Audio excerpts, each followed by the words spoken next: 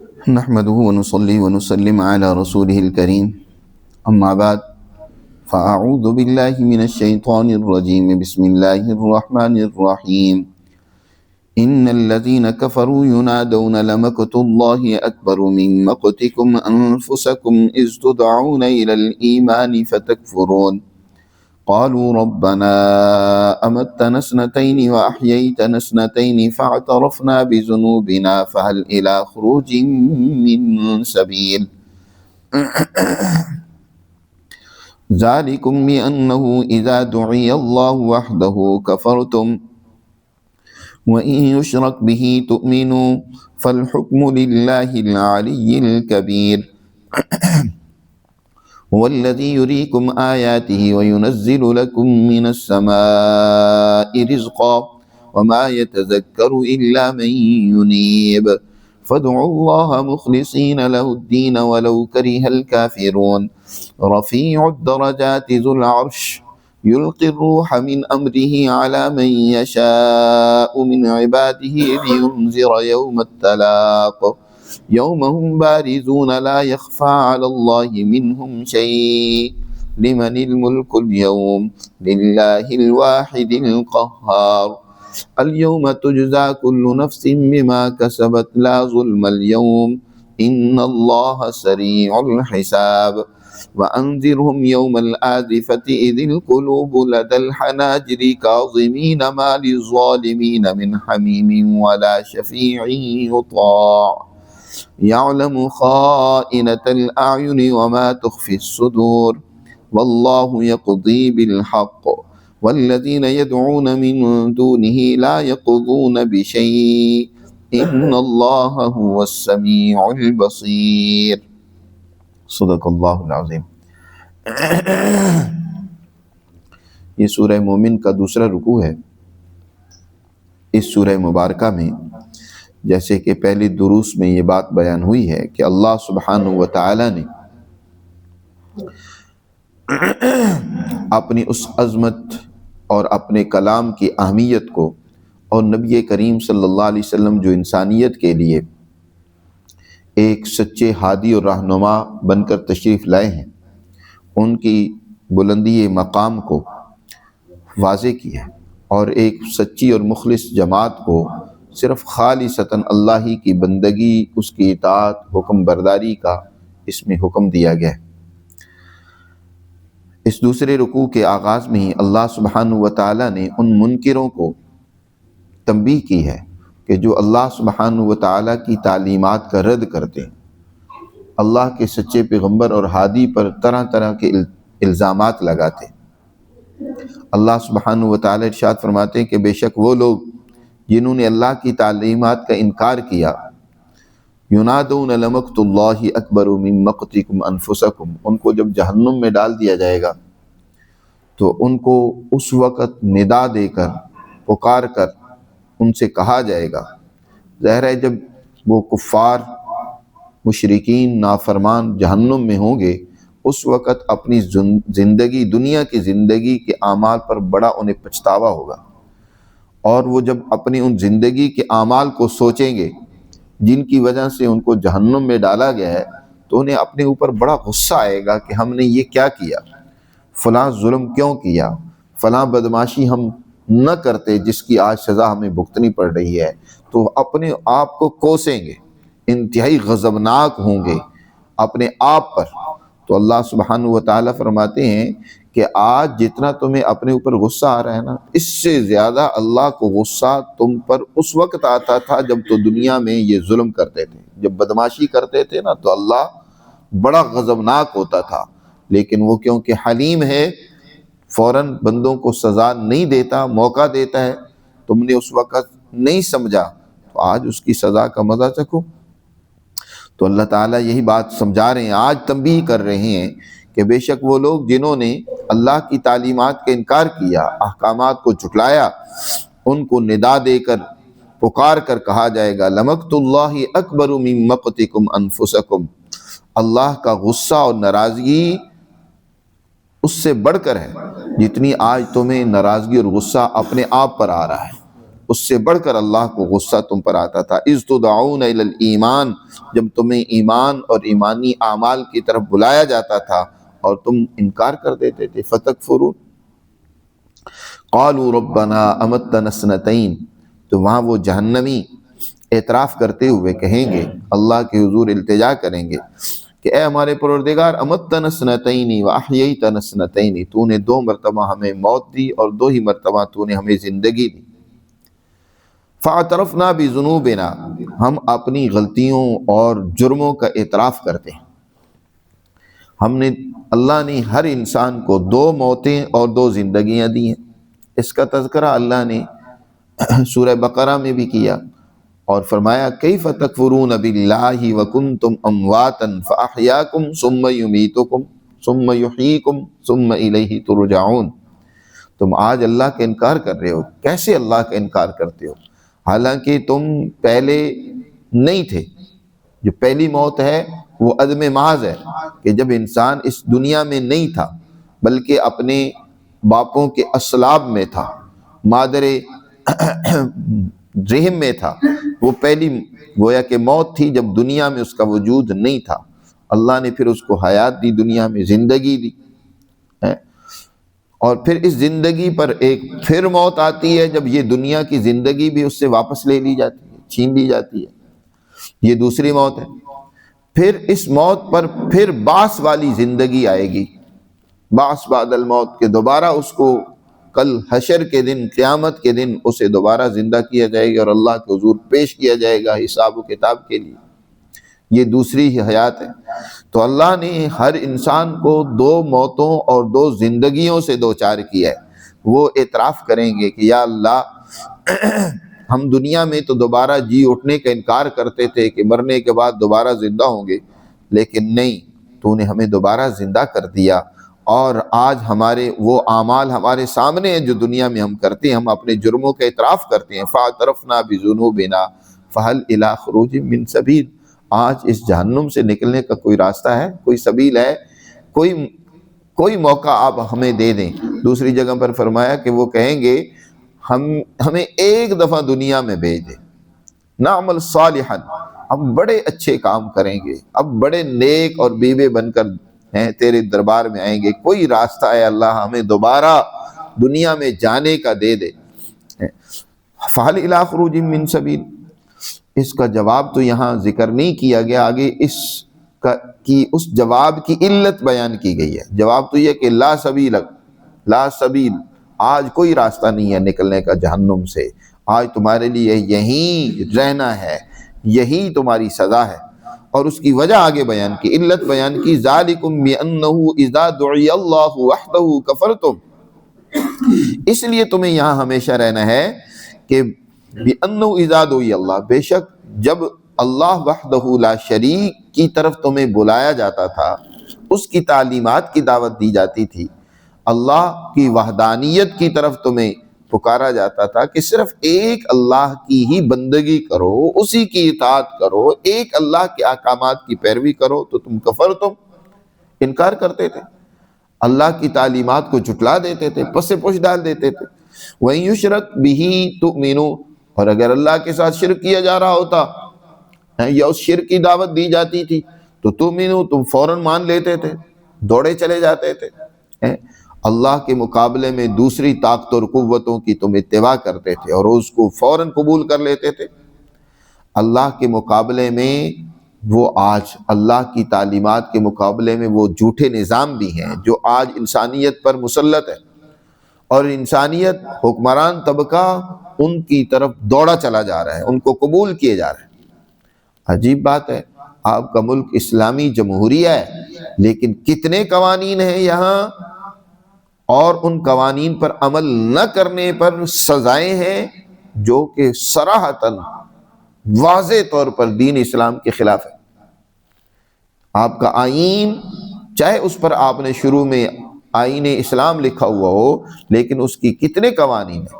جن میں سے ایک بہت بڑا آپ کا معاشی سسٹم ہے، نظام ہے، جو پورے کا پورا ایک سود پر چل رہا ہے۔ آپ قوموں سے، دوسرے اداروں سے قرضے لے کر اپنی عیاشیاں کرتے ہیں، اپنے ملک کو چلاتے ہیں، اور وہ قرضے کس پر لیے جاتے ہیں؟ سود پر لیے جاتے ہیں، سود پر سود، سود دینے کے لیے بھی قرضے لیے، اضعاف مضاعفہ۔ اس کے علاوہ آئلی زندگی کے کتنے قوانین ہیں جو صراحتاً دین اسلام کے احکامات کے خلاف ہے۔ کچھ دن ہی پہلے یونین کونسل میں گئے تو وہاں بات چل رہی تھی کہ دوسری شادی کے لیے مثلاً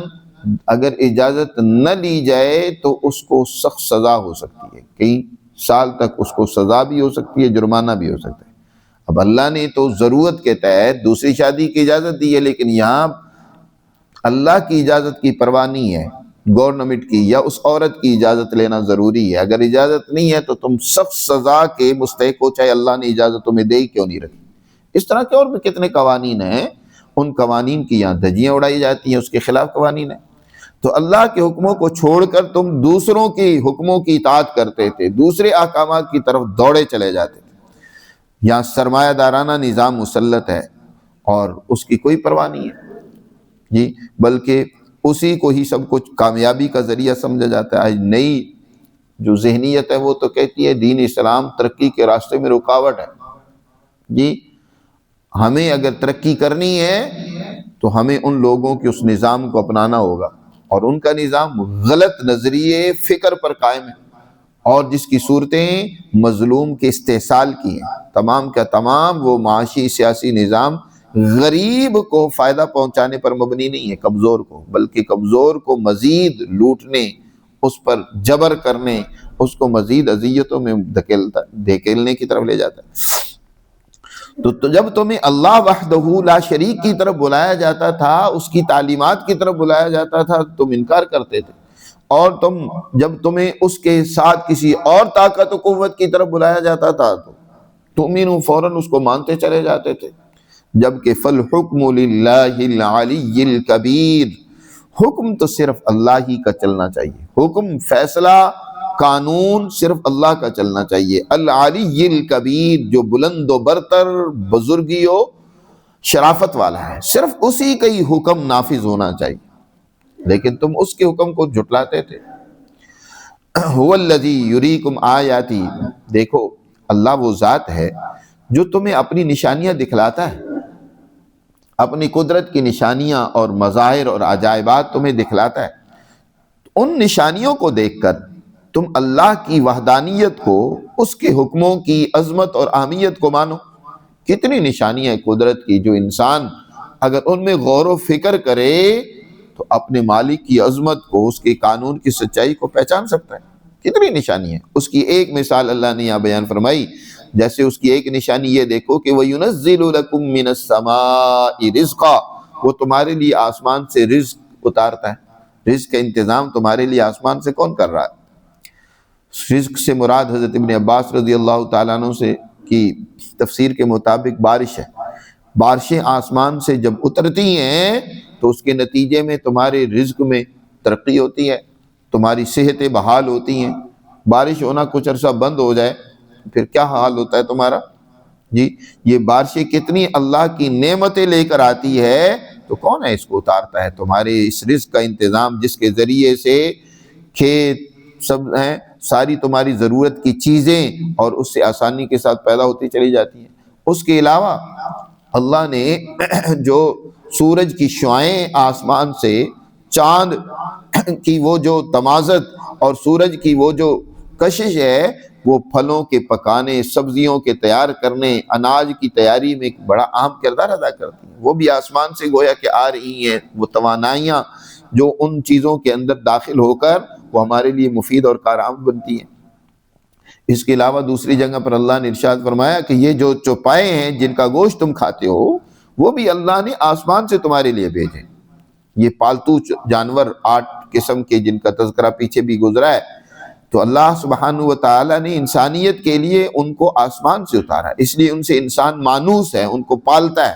اور ان کے کھانے کی جس کے ذریعے سے اس کی ضرورت اور توانائی اس کو حاصل ہوتی ہے، ضرورت پوری ہوتی ہے۔ تو فرمایا اس کی نشانیوں میں غور و فکر کرو، اور اس کی ایک نشانی دیکھو کہ اس نے تمہارے لیے آسمان سے رزق اتارا ہے۔ وما یتذکر الا من ینیب، لیکن ان باتوں سے نصیحت وہی حاصل کرتا ہے غور و فکر ان باتوں میں وہی کرتا ہے جو اللہ کی طرف رجوع کرے، جو اس کے احکامات کی طرف متوجہ ہو۔ اور جس نے اللہ کی طرف رجوع ہی نہیں کرنا، پیٹھ اللہ کی طرف کر رکھی ہے، اس نے اللہ کے احکامات کو پس پشت ڈال رکھا ہے، تو اس کے لیے کوئی نصیحت نہیں ہے، کوئی اس کے لیے ہدایت اور رہنمائی نہیں ہے۔ نصیحت اور ہدایت اسی کے لیے ہے جو من ینیب، جو اللہ کی طرف رجوع کرے۔ بے شک ہدایت و ضلالت دونوں اللہ کی طرف سے ہوتی ہیں، لیکن یہ بھی ایک قانون کے تحت ہوتی ہیں۔ ہدایت بھی اسے ہی ملتی ہے جو اس کی طرف رجوع کرتا ہے، اور گمراہی اسے ہی حاصل ہوتی ہے جو اس سے پیٹ پھیرتا ہے۔ جی اللہ کے اس قانون کے تحت اگرچہ ضلالت اور ہدایت کا قانون بھی اسی نے قائم کیا ہے، اس لیے اس کی نسبت اللہ کی طرف کی جاتی ہے، لیکن اس کے قانون کو سمجھنا چاہیے۔ یہ نہیں ہے کہ اس کے نتیجے میں انسان بس مایوس ہو کر بیٹھ جائے، جی ٹھیک ہے ہدایت بھی اسی نے دینی ہے، زبردستی پکڑ کے اللہ میاں جو ہے وہ ہمیں ہدایت پر چلا دے گا۔ تو اگر یہ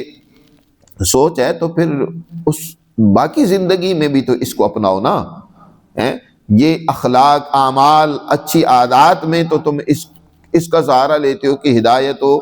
ضلالت اللہ کی طرف سے ہے، لیکن یہ کیوں نہیں سمجھتے کہ منہ میں لقمہ تبھی جائے گا جب میں اپنے ہاتھ سے توڑ کر منہ میں ڈالوں گا۔ آگے منہ میں ڈالنے کے بعد اس کو میرے غذا، اس غذا کو میرے خون کا حصہ بنانا، میرے اندر توانائی پیدا کرنا، یہ اللہ کا کام ہے۔ وہاں تو تم بڑی پوری جدوجہد کرتے ہو، کھانے کے لیے دوڑتے ہو، اور ہدایت کے لیے تم کوشش ہی نہیں کرتے ہو، اس میں غور و فکر نہیں کرتے۔ وما یتذکر الا من ینیب فادعوا اللہ مخلصین لہ الدین۔ یہ گویا کہ اس سورہ مبارکہ کا مرکزی مضمون ہے کہ اللہ کی بندگی کرو، اور وہ بھی بندگی خالص ہونی چاہیے، اس میں کسی اور کی شرک کی آمیزش نہ ہو۔ فادعوا اللہ مخلصین لہ الدین، اللہ ہی کو پکارو اس طرح کہ مخلصین لہ الدین، کہ اس دین کو خالص اسی کے لیے بنانے والے ہو، یعنی خالص اسی کی بندگی اور اطاعت کرنے والے ہو۔ اس میں کسی اور نظام کی، کسی اور انسان کی، کسی اور طاقت و قوت کی کوئی اس میں آمیزش نہیں ہونی چاہیے کہ تم اس کو بھی راضی کرو اور اللہ میاں کی بھی عبادت کرو۔ جیسے آج ہمارا حال ہے کہ ہم نمازیں تو اللہ کے لیے پڑھتے ہیں، عبادات تو ہم اللہ کے لیے کرتے ہیں، لیکن باقی ہمارا معاشی نظام وہ سارا سرمایہ دارانہ ہے، ہماری سیاست ساری سامراجی ہے۔ یہ خالص بندگی اللہ کی نہیں ہے۔ خالص بندگی تو یہ ہے کہ زندگی کے ہر شعبے میں ہم اللہ کی طرف رجوع کریں، اس کے احکامات کو اپنائیں، اس پر عمل کریں۔ یہاں ہم نماز تو پڑھ لیتے ہیں اللہ کے لیے، باہر جا کر اپنی خواہشات کی پیروی کرتے ہیں۔ کتنے ہمارے بڑے بڑے نمازی، اور ہم بھی اسی میں ہیں۔ اللہ ہماری غلطیوں کو بھی دور فرمائے، ہمیں فکر نصیب فرمائے اپنی غلطیوں کی اصلاح کی۔ یہاں ہم نمازیں تو پڑھتے ہیں، باہر جا کر ہمارے دل میں ڈر، لالچ دوسری چیزوں کا ہوتا ہے، اعتماد ہم دوسری چیزوں پر کیے ہوتے ہیں جی، اور اس لالچ اور ڈر اور خوف کی وجہ سے ہم جھوٹ بھی بولتے ہیں لوگ، اور اس کی وجہ سے دھوکہ بھی دیتے ہیں، دو نمبری بھی کرتے ہیں، دوسروں کا حق بھی کھاتے ہیں۔ تو اللہ کا ڈر تو نہ رہا، اللہ کی عظمت اور اللہ پر اعتماد اور توکل تو دل میں نہ رہا۔ تو فادعوا اللہ مخلصین لہ الدین، اور اس کے لیے چاہے کافر لوگ کتنی ہی ان کو یہ بات ناگوار گزرے، ناپسند ہو، لیکن تمہیں اللہ کی بندگی اور اطاعت اور اس کے احکامات کی پیروی کو نہیں چھوڑنا۔ وَلَوْ كَرِهَ الْكَافِرُونَ، اگرچہ کافر کتنا ہی ناپسند کریں، انہیں تو پسند نہیں ہوگا کہ تم اپنا دین اسلام کا کوئی نظام قائم کرو، وہ تو تمہاری اوپر پابندیاں لگائیں گے، طرح طرح کی تمہیں تکلیفیں دینے، تمہیں دبانے، اور ہر ممکنہ کوشش کریں گے تمہیں بدنام کرنے کی، لیکن تم نے اس کی پرواہ نہیں کرنی۔ تم نے اللہ کی دین کو، اس کے نظام کو، اس کے احکامات کو اپنانا ہے۔ اللہ کا حکم تو یہ ہے، اور آج پوری دنیا میں مسلمان دیکھیں کتنا اللہ کے اس حکم کو پورا کر رہے ہیں۔ یہی وجہ ہے کہ آج مسلمان زوال میں چلا گیا، پستی میں چلا گیا۔ آج مسلمان جو ہے اس عظمت سے محروم ہو گیا جو اللہ نے ماضی میں ان کو عطا کی تھی۔ دنیا ان سے ڈرتی تھی، ان کا اللہ نے روب بر و بحر میں قائم کیا ہوا تھا۔ دنیا میں انہوں نے مظلوموں کے لیے اللہ نے ان کو ایک سہارا بنایا ہوا تھا۔ مظلوم وہ دیکھتے تھے تو مسلمان کی طرف دیکھتے تھے کہ وہ ہمارے لیے مسیحا ہیں، وہی ہمارے مددگار بن کر آئے ہیں، وہ ہمیں ان مشکلات اور مصائب سے چھٹکارا دلائیں گے۔ آج وہ خود ظالم بن گئے، آج وہ مسلمان ہے، مسلمان پر ظلم کیا جا رہا ہے جی۔ تو دیکھیں ہر ملک میں حکمران طاقتور طبقہ وہ کمزوروں کو دبانے میں لگا ہوا ہے، ان کے مسائل حل کرنے کی بجائے دوسروں کا سہارا کیا بنتے تو وہ تو اپنوں کا ہی سہارا نہیں بن رہے۔ اور اسی طرح آپ ہر خاندان میں دیکھیں، طاقتور جو ہے جس کے پاس تھوڑا سرمایہ آ جاتا ہے، اپنے خاندان کے کمزور لوگوں کی کوئی وہ ان کے ساتھ تعلق رکھنا بھی گوارا نہیں کرتے، ان کی ضروریات پوری کرنا تو دور کی بات ہے، ان سے رشتے ناتے نہیں کرتے، جو کمزور رشتے دار ہوتے ان کو چھوڑ رکھا ہے۔ اسی طرح اپنے محلے اور آبادیوں میں دیکھیں، طاقتور سے تو ہر آدمی تعلق بنانے کی کوشش کرتا ہے، کمزور کو کوئی پوچھتا ہی نہیں ہے، اس کا سلام لینا وہ گوارا نہیں ہوتا۔ یہی تو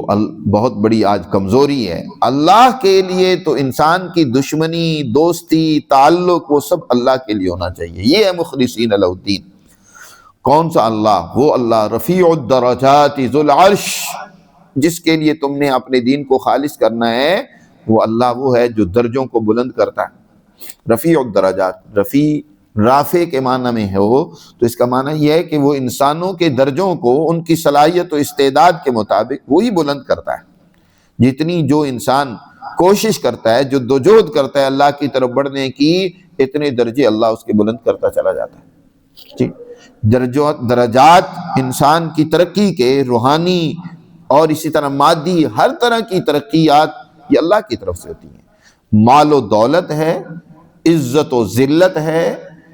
امیری و غریبی ہے، زندگی و موت ہے، یہ سب کچھ کس کی طرف سے؟ اللہ کی طرف سے۔ اللہ نے اس کا ایک نظام قائم کیا ہوا ہے، اس کے تحت یہ سب کچھ ہو رہا ہے۔ اور رفیع الدرجات کے دوسرے معنی یہ بھی ہیں کہ وہ خود درجوں والا ہے، بلند مقام والا ہے۔ درجات سے مراد اونچے درجوں والا، رفیع رفعت کے معنی میں کہ وہ بڑی بلندی اور اونچے درجوں کا مالک ہے۔ ذو العرش، وہ عرش والا ہے۔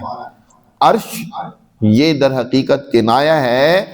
تسلط، غلبہ اور طاقت سے، کہ وہ عالم امکان میں موجود ہر چیز کا مالک ہے، اس پر غالب ہے، اس کا نظام قائم کیے ہوئے ہے۔ اس دنیا کے اندر جو کچھ بھی چل رہا ہے وہ اللہ کی مرضی سے چل رہا ہے جی۔ اور اللہ کے حکم کے بغیر دنیا کا کوئی پتا، کوئی ذرہ، کوئی چیز حرکت نہیں کر سکتی، یہ اللہ کے حکم کے تابع ہے جی۔ انسان بھی دنیا میں اس وقت تک اللہ اس کو رہنے دیتا ہے جب تک وہ چاہتا ہے، جب اس کی زندگی کی ڈور اللہ کھینچ لیتا ہے، ختم۔ اس دنیا میں اس کی چاہے کتنا ہی بڑے سے بڑا فرعون، نمرود، حامان، کتنے ہی انا ربکم الاعلی کہ نعرے بلند کرنے والا ہو، آخر اس کی ڈور جب وہ کھینچ لیتا ہے تو اسے جانا پڑتا ہے۔ ذو العرش، وہ عرش والا ہے، جیسے کہ اللہ کا عرش، عرش اصل میں تخت حکمرانی کے لیے بھی اس کا کنایہ ہوتا ہے۔ عرش کا معنی تخت ہوتا ہے، تو جیسے اللہ کا ایک عرش عظیم ہے، اسی طرح اس کی بادشاہت اس دنیا پر بھی ہے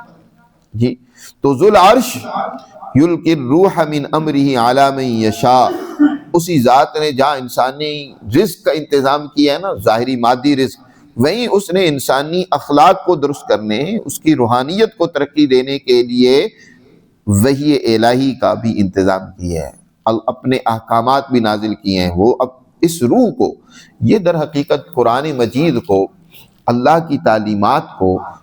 متعدد مقامات پر روح سے تعبیر کیا گیا ہے۔ جیسے روح انسانی زندگی اور حیات کا ذریعہ ہوتی ہے، اسی طرح انسانی افراد ہوں، اجتماعات اور اقوام ہوں، ان کی زندگی کا ذریعہ بھی اللہ کی تعلیمات ہے۔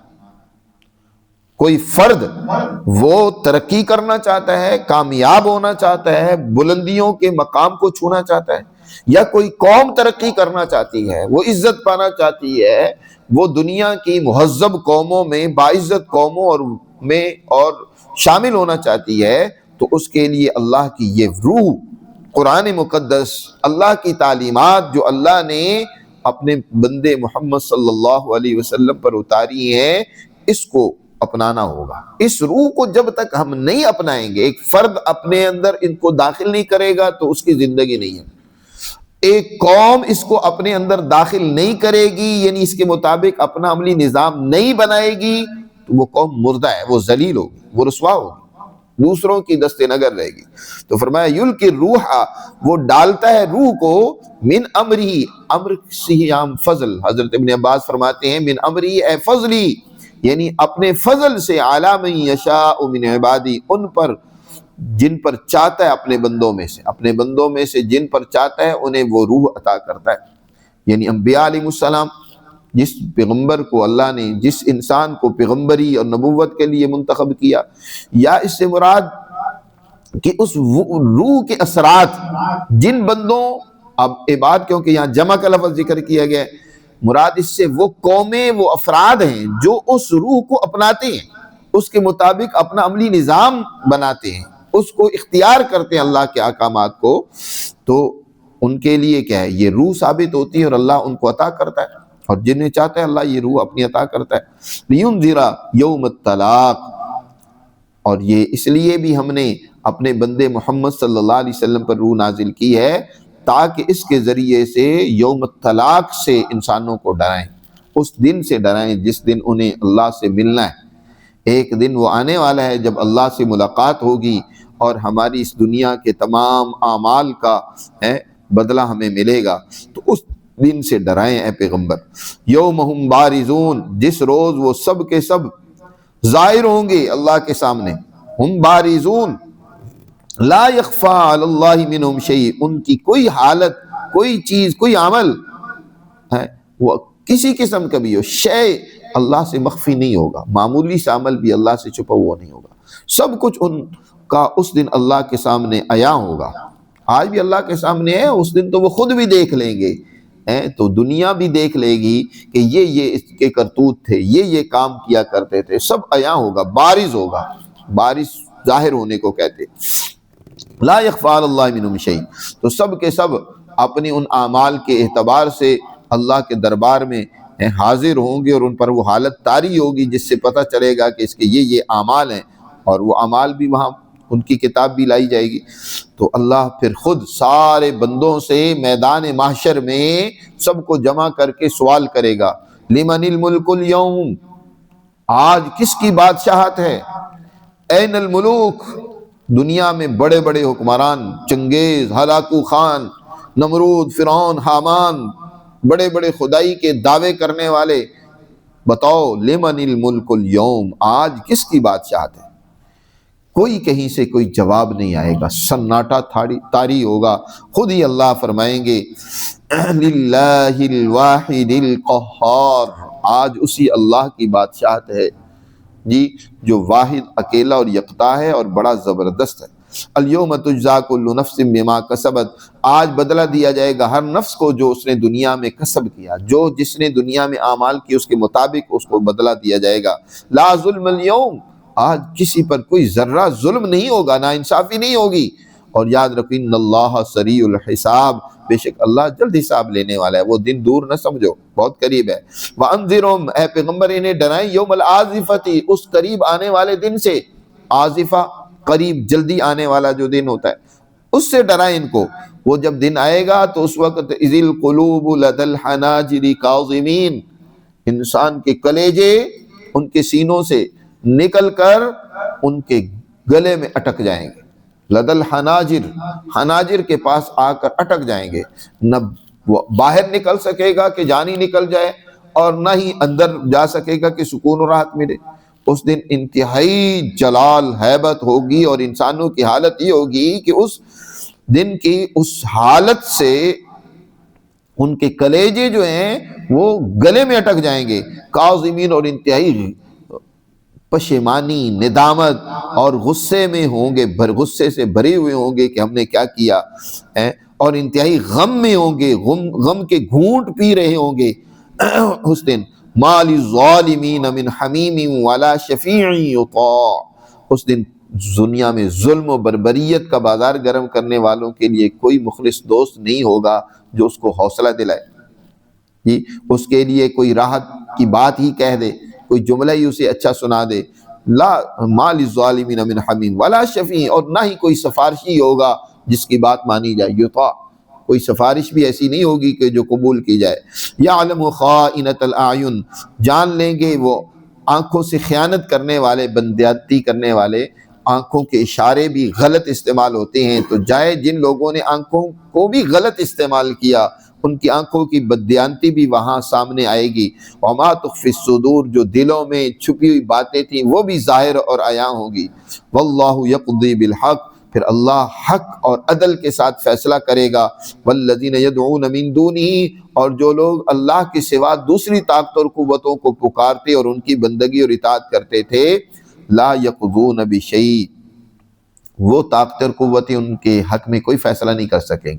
اور نہ ہی ایسے لوگوں کے حق میں کوئی فیصلہ ہوگا، بلکہ اس دن تو ایسے ظالم اور مشرک لوگوں کے خلاف فیصلہ ہوگا۔ ان اللہ هو السمیع البصیر، بے شک اللہ وہ سب کچھ سننے والا اور سب کچھ دیکھنے والا ہے۔ تو اس طریقے سے اللہ سبحانہ وتعالی نے اس رکوع میں